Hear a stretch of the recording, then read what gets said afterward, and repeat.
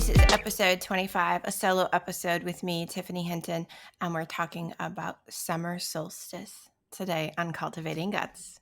Hello, it's Tiffany, and welcome back to Cultivating Guts, a podcast where we discuss gardening, homesteading, gut health, and following our intuition.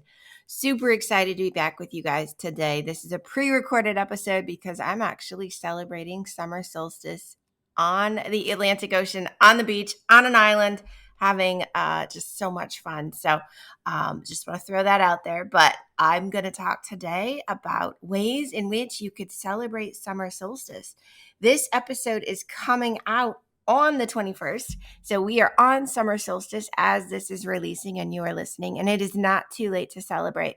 If any of the rituals we talk about in today's episode pique your interest, you want to try them, you want to just go all in, then do it. Like, if you feel that intuition calling you to get out in the sun codes, if you feel the intuition calling you to take off your shoes and to ground and just to celebrate, to light a fire, whatever it is, make it happen, right? And we're going to dive in today to a lot of different ways that you can set up your altar for summer solstice. We're going to talk about the history of summer solstice and some different rituals, colors, flowers, plants, and so much more today on Cultivating Guts. Super excited to have this conversation with you today.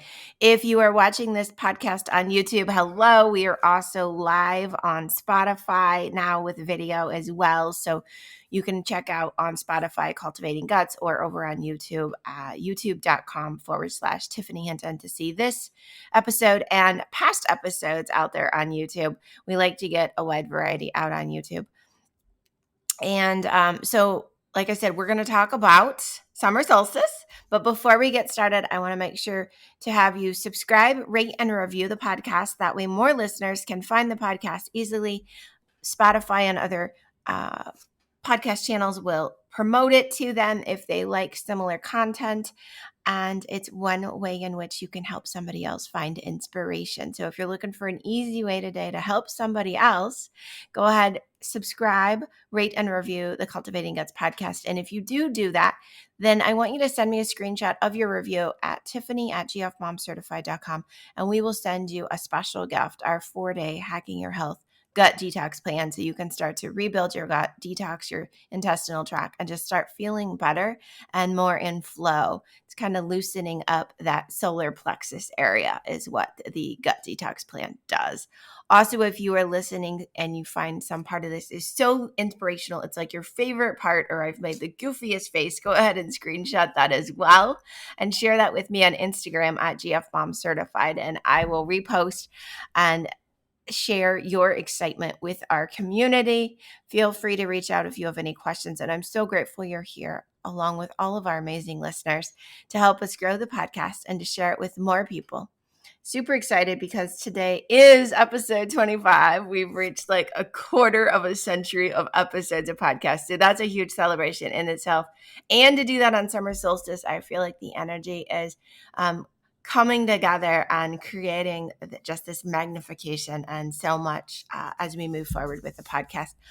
But before we head into the show, here's a quick word from our sponsor. Today's sponsor is Non-Disclosure Apparel, one of my favorite go-to bras. It's become my everyday bra, my gardening bra, my fitness bra, my yoga bra, my walking bra. You've saw me roller skating on Instagram. It's my roller skating bra. And it is like I said, super comfortable. The whole idea with it is it's similar to a sports bra, but it's considered a bralette. So it doesn't have extreme, if you're watching me on video, I'm pushing on my chest. It doesn't have that extreme support. It's made for comfort. You can sleep in it. You can travel in it. You can use it as your everyday bra. It also is breathable. The fabric is breathable, so you don't end up with skin rashes. I've had none of that happen or anything like that. And it has nipple coverage built in, and their concealers have been through multiple testing rounds, multiple years of finding the perfect concealer to go in the bralette. And the Ellie bralette is made by a female-owned business. Becky is out of the southern part of the United States. The bralette is also made in the continental United States. So if you're looking for a company that you can support that is female-owned, made in the USA, this is it. And I have to tell you, they make sizes all the way down for those preteens, all the way up for, whatever you are in a woman. And all these amazing, amazing colors. So today, as part of our sponsorship, they're offering a special discount just for our listeners, 15% off and free shipping using the code GFMOM. So if you put in the code GFMOM, we'll put the link in the show notes. We'll put the link in our Instagram bio link as well. And then you will get 15% off your total purchase along with free shipping. Now, that is an amazing, amazing gift from Becky at Non-Disclosure Apparel. So thank you, Non-Disclosure Apparel, for sponsoring this episode. Okay, we're diving into summer solstice. It's here. It's today. Like, today is the longest day of the whole year, the brightest day of the whole year. The sun is the closest it will ever be to the planet right now. And it's all about the sun codes. It's all about the energy. It's all about working with the dark goddesses and inner flexion and looking at things in your life that may no longer be serving you, that you're ready to let go and release. So much more. And so we're going to dive in. I'm going to explain kind of the 3 books that I'm referencing. Those 3 books, just in case you want to grab them, will be on Amazon, or you can find them on Barnes & Noble as well, or audio. If you like Audible, we can also drop a link to our Audible account because most of these are on Audible as well. So this is called Witch by Lisa Lister. Love this book for reference. Love it on Audible. I actually have it in print, both, because I love to hear Lisa read it. She's amazing when it comes to an Audible sound and vocal. Second book I'm referencing is The Green Witch, which is also one of my favorite books from Erin Murphy Hitchcock. And then the third book I'm referencing is called The Year of the Witch. And this one is by Temperance Alden. Okay? So these are the 3 books I'm referencing. This is kind of where this content is coming together. So if you want to grab them for yourself, if you need them for reference, just want to be transparent there. And as you can tell by my voice, I'm excited for this year's summer solstice. I'm excited. I actually have this grand idea that I want to take a whole bunch of sundresses down on the ocean today. And I want to take the camera and I want to do a mini photo shoot just with the ocean in the background and the sun, and just kind of change up the dresses over the swimsuits and just like twirl around and have scarves of color and flow and make circles and dance and just take random photos. I don't know what's going to come out of it, but that is one of the things that I plan to do to celebrate summer solstice, is just embrace that feminine energy, to dance under the sun, to dance at sunset, to just have fun and to play all barefoot, grounded in the earth. Okay. So that'd be, I guess, is ritual number 1 that you could say, oh my God, I'm going to do that too. And it's going to be so fucking amazing. And now we just earned an illicit E on our podcast. But that's what I feel like. I just feel so inspired right now by the summer solstice. So let's dive into a little bit about the history of summer solstice. Summer solstice is I have to look because I don't want to misquote. I believe it's the second. It is the second spoke in the light side of the modern wheel of the year, right? So you've got your wheel of the year. This is the second spoke. The first one was Beltane, basically, which is like May Day, May 1st, right? So summer solstice is June 20th through 23rd in the northern hemispheres, but also then celebrated in the southern hemispheres in December from the 20th to 23rd. It is the point of summer where I just said it's the longest day and the shortest night. It is the most light. It is this time where the sun is at the highest, the brightest, and the flowers are in bloom. They're ready for pollination. They're ready for fertilization. And once their flowers are fertilized, the flowers themselves will start to die and produce fruit or seeds or both, so that next year they will be able to be replanted, right, regrown, and they will continue to evolve year after year as the wheel turns.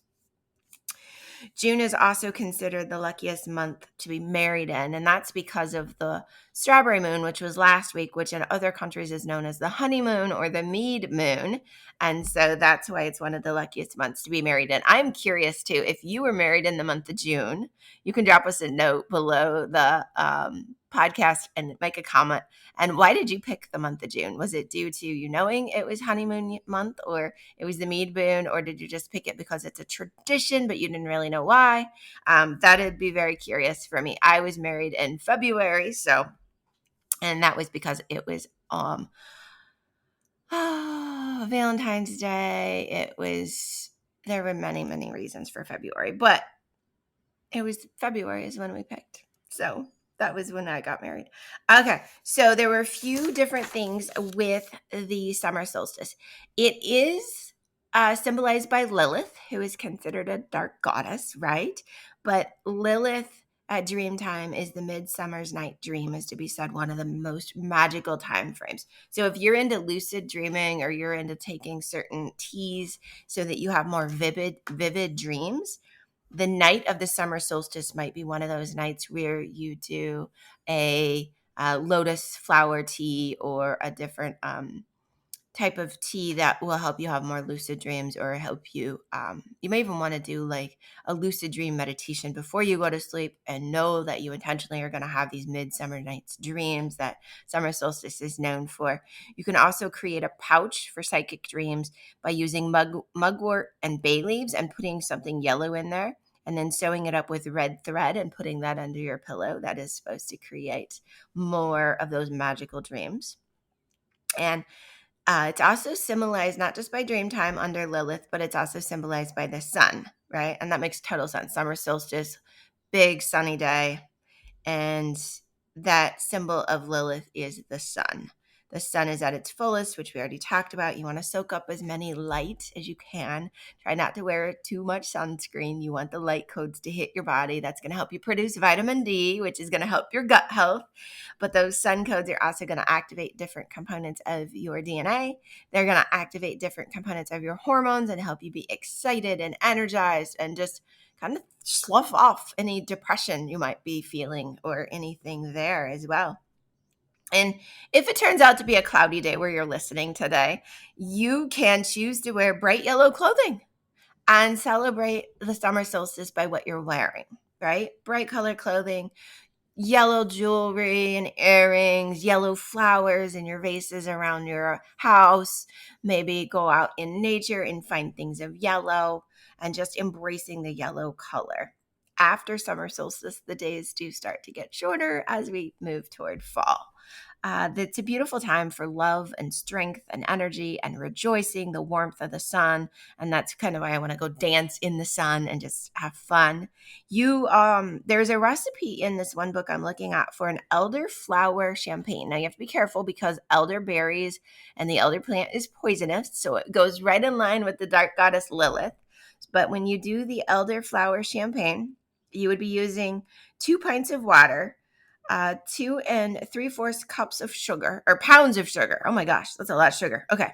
But 8 large elder flower heads, so eight flowers of an elderflower, 4 lemons, and then 4 tablespoons of white wine vinegar. Okay. And what you want to do is you want to use a screw top bottle so it traps the fizziness that gets created and it doesn't like poop the top off. But you don't want to screw it too tightly, okay? So you need to explore, because you also don't want it to shatter or deform the container, the glass that you're using. So before you begin, you want to make sure you clean the elder flowers.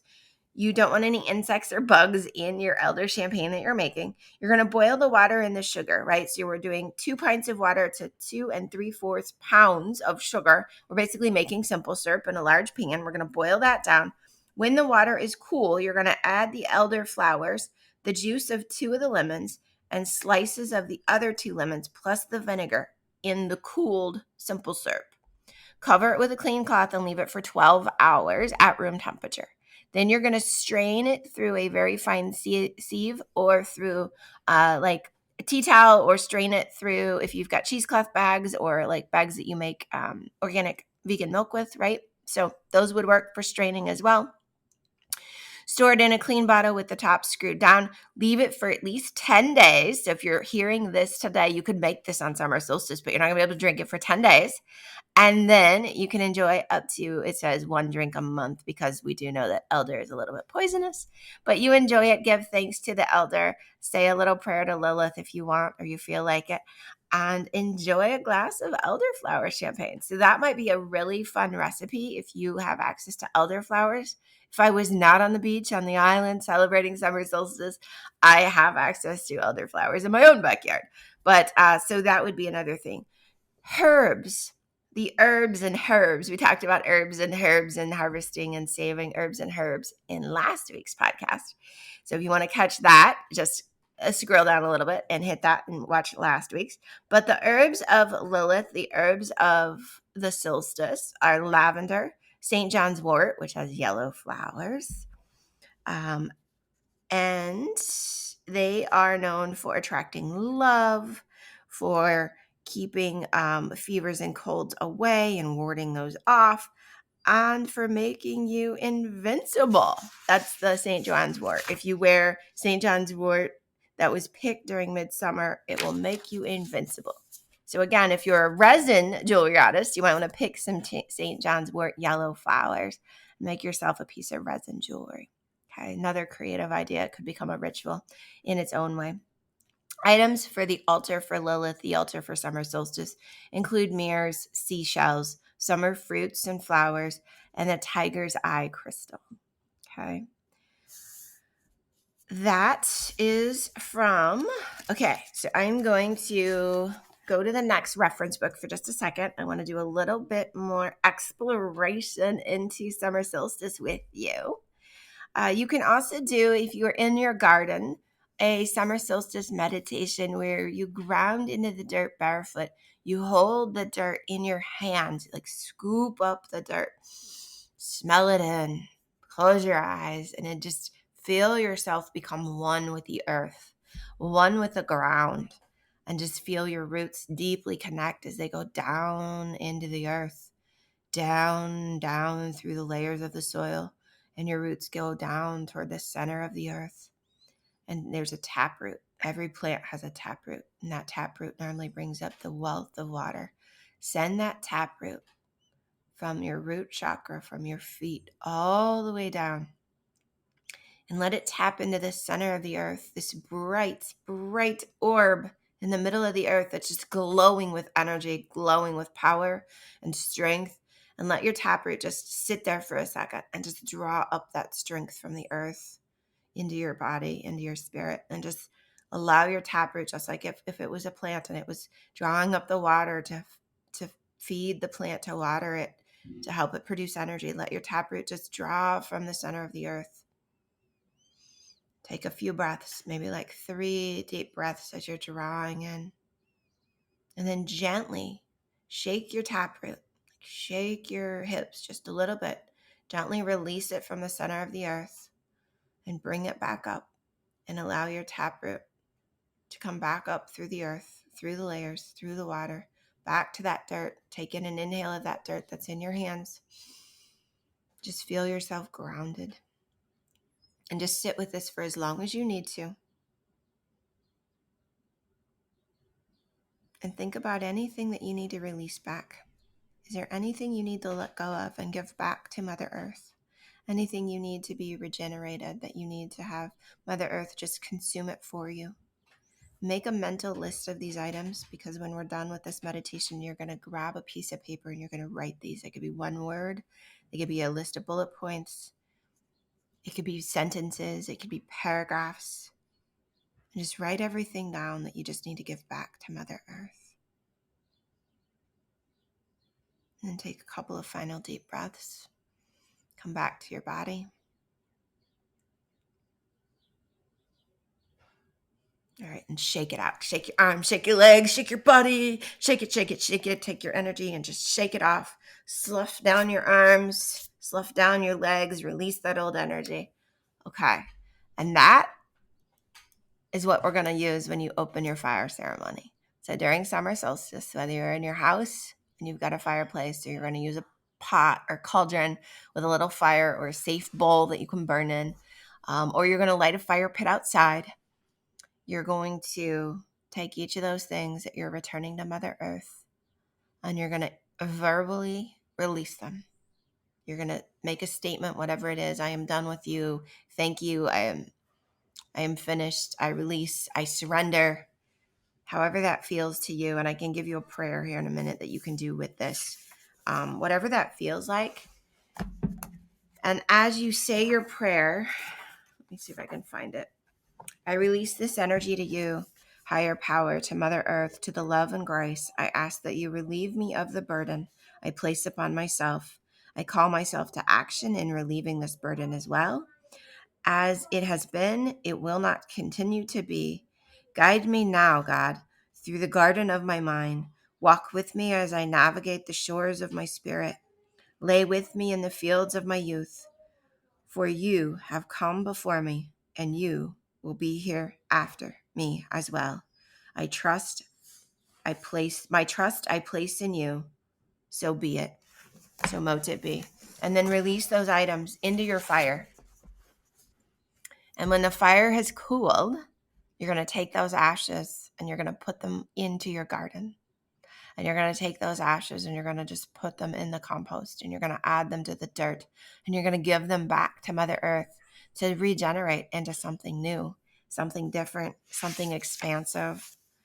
Okay, so that is a gardening ritual that you can do. And you can pair all of these together and you could have a full day of summer solstice fun. Super, super fun. All right, here we go. Lilith is known as midsummer, and the celebration of the summer solstice typically occurs on June 21st, opposite the winter solstice, a fire festival where we see gods in their full glory after death, sleep, and rebirth that occur during the death, the sleep, and the rebirth occur during fall, winter, and spring. Now it's time for glory.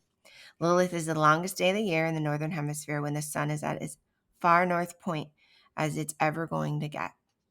The summer solstice is widely celebrated throughout northern and western Europe and is believed to have been a big feature in the Celtic communities across Britain, Wales, Scotland, and Ireland. Like many folk holidays, though, the church, so we're talking about, right, the Catholic Church and the movement that they had across hundreds of thousands of years, the church did not take over solstice. They actually wanted to move it, so they have St. John's Day, which is so interesting. St. John's wort is familiar with Lilith, but they have St. John's Day on June 24th. So you could celebrate summer solstice and celebrate St. John's Day. Nobody says you're only allowed to celebrate one holiday or one religion. You do whatever feels intuitive to you. Being in the light half of the wheel, Midsummer's has a fire festival associated with it, as does Beltane.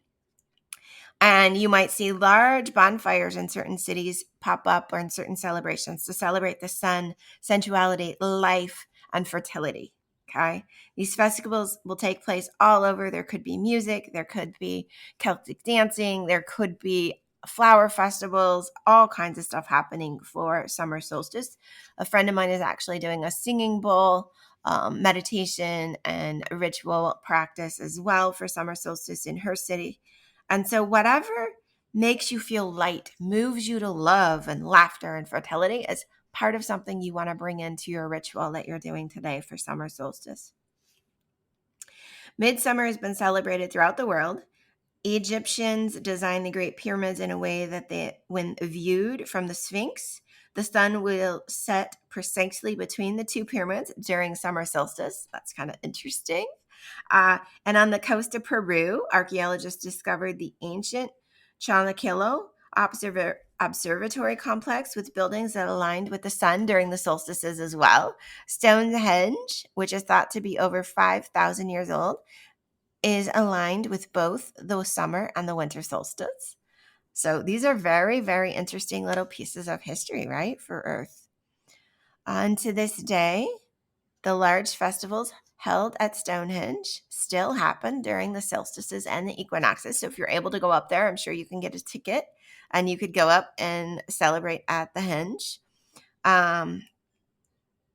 Okay, I'm going to go through a little bit more of this. Okay, it is a time for shadow work though, right? So as we just kind of did that little meditation, and you can replay that when you're in your garden or when you have a chance to pick up some dirt or some sand, and definitely just replay what I just walked you through. It is a time to do that shadow work where you use the power and the strength of the dark goddess Lilith to look intensely at your personal life and how you decide to connect with your shadow self. Your shadow self is your person that is not necessarily in balance. It's a balance between the happy you and the shadow you. And shadow is not necessarily negative or bad or wrong. It's just a piece of you that, for whatever reason, contains a lot of lessons and learnings and things you have to work through. It could be lack, it could be fear, it could just be uncomfortableness, right? All of that is considered shadow work. And there's nothing wrong with shadow work. It's not work of the devil by any means. It's a lot of times shadow work appears when you've been triggered. So for a lot of us moms, the millionth time we've been asked the same question, we're like, oh my God, if you ask me that question again, I'm going to bang you over the head, right? And not any of us would ever hit our children. God, I hope not. But that's what goes through our head, right? And so we need to work on that piece of our shadow that says, I'm going to bang you over the head. Because that is something we need to figure out. Why is this happening? Why am I being triggered so easily by this? Is this something that happened in my childhood? Am I repeating generational things? Is it just because that's my like tipping point? What is it? And you can work through different ways to overcome that and change that behavior. Okay. The longer we avoid our shadow work, though, the longer the pain festers. And actually, when the pain festers and the triggers and the stress fester, we all know, based on gut health, you're going to end up with an autoimmune condition over time. You could end up with cancer. You could end up with stomach aches. You could end up with ulcers. It's not worth it. Just do the damn shadow work, right? And so what do I mean by do the damn shadow work? Grab a journal. Start writing about it. Start just like not thinking about it in your head, but letting your soul and your gut and your intuition talk to you and listen and just write intuitively. And to write intuitively, you don't lift the pen from the paper. You don't read what you're writing. You just keep writing. It may not make any sense, and that's quite all right. Okay. The importance of shadow work is to look objectively at ourselves without our goal to change, and instead to accept what is there on the other end. Accept what is bothering you. Accept the shadows. To practice shadow work teaches us that we can't run away from ourselves. And why would we want to run away from ourselves? We need to embody our whole selves. And our whole selves include the happy light person and the shadow person. That is our whole self. But what you can do through shadow work is you can release it. You can give it up. You can bury it in the earth. You can release it through fire ceremony. You can ask God and the angels and whoever you believe in to help you, overcome it, to change your behaviors, to release those curses, to move through it, to find a new pattern, a new method, a new way. All of that can come together. The process is not going to be overnight by any means. It can take years. I will tell you, if you're looking for masterminds or groups to help you do this, connect with me offline. I know a couple of different ones that are available at different cost points and at different coaching areas where it could be one-on-one or it could be group or it could be online or in person. So I have lots of resources there. Connect with me offline for that. And if you need to modify any of the rituals we talked about today, do that, right? Like we talked about bonfires, flowers, setting up altars, decorating your home with flowers, bringing in more mirrors to create light, colors of yellow, wearing yellow, using seashells in your house, St. John's wort flower, lavender. There's other flowers here that they're talking about when it comes to summer solstice, from daisies to chamomile to clover, foxgloves, dandelions, hibiscus, lavender, marigolds, peonies, snapdragons, and sunflowers. So those are all great flowers. Do a mixed bouquet for summer solstice. Again, take some pictures. How are you celebrating summer solstice? Tag me on Instagram. Share it in your stories. Let me know. I will reshare. I would love to know how you're celebrating summer solstice. And if you're going to use any of these rituals or meditations we talked about today in the podcast. Happy summer solstice, guys. All right, you guys, I hope you enjoyed this episode. Share with me what your favorite part was, and share with me which ritual you decided to do. Are you doing them all? Are you dancing? Are you burning something? Are you grounding? Tell me. I so want to know. Ask me any of your questions. I'm here for you, and I am excited to see your benefits. Satnam, I love you guys. So if you love this episode, remember to share it with your friends and send it to anyone who would love this inspiration and information that we shared. Share it on Instagram, reshare the video on Facebook or even LinkedIn. I'm sure there are many, many people that will find inspiration today in ways to celebrate summer solstice. To get my newest book, The Green Witch Ultimate Garden Planner. I don't know what happened to my brain there for a minute. The Ultimate Green Witch Garden Planner. That's what it is. The Ultimate Green Witch Garden Planner. Visit Amazon or visit our website, www.cultivatingguts.com. We are getting ready to go into this second gardening season.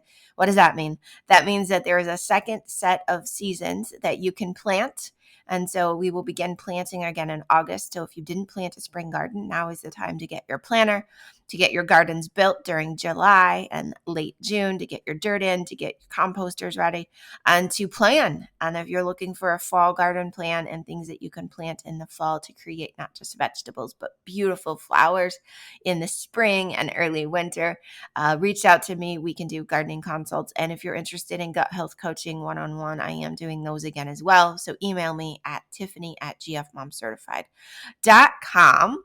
Super, super excited. And remember to save on your Ellie Bralette from Non-Disclosure Apparel. You're going to want to use the special code that Becky gave us, GFMOM.